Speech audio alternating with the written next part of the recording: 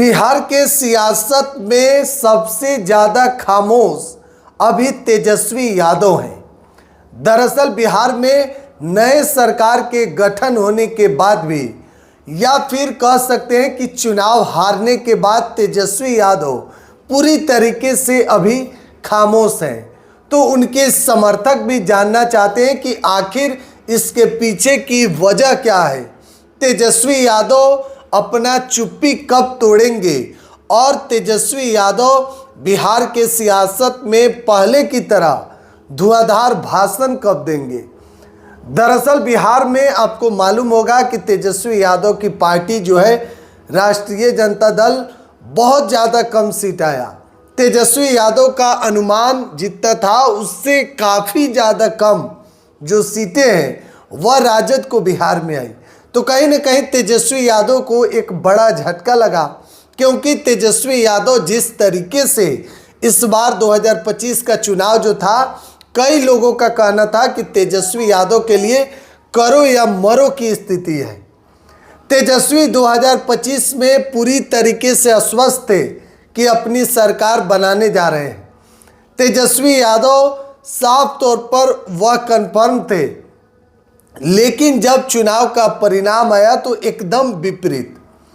तेजस्वी यादव ही नहीं बल्कि बिहार के लोगों को भी झटका लगा कि भाई एनडीए को इतना ज़्यादा सीट कैसे आ गया। चलिए, तो अब सवाल करने का समय नहीं है, लेकिन तेजस्वी यादव के खामोश के पीछे की वजह क्या है उस पर हम चर्चा करेंगे।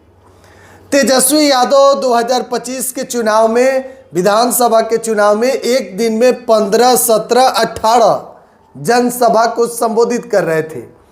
ताबड़तोड़ तेजस्वी यादव की रैली हो रही थी, काफ़ी ज़्यादा मेहनत कर रहे थे और भीड़ घंटों से तेजस्वी का इंतजार कर रही थी। तो कई राजनीतिक जो लोग हैं उनका कहना है कि घंटों से भीड़ तेजस्वी का इंतजार कर रही थी, लेकिन तेजस्वी यादव एक जगह महज 2 से 3 मिनट 4 मिनट भाषण देते थे, उसके बाद वहाँ से चले जाते थे। तो क्या यह एक फैक्टर यह भी है कि तेजस्वी यादव घंटों से जो लोग इंतजार कर रहे थे और तेजस्वी यादव आनन फानन में आकर कुछ शब्द मंच से तेजस्वी यादव भाषण देकर फिर हेलीकॉप्टर में बैठकर उड़ जाते थे, दूसरी जगह उनको जनसभा को संबोधित करना था। तो दूसरा कारण कुछ लोग बता रहे हैं कि जो बीजेपी से ही नहीं बल्कि नीतीश कुमार से भी लड़ाई तेजस्वी यादव की थी, चिराग पासवान से, उपेंद्र कुशवाहा, जीतन राम मांझी, यहाँ तक कि ओवैसी की पार्टी से भी।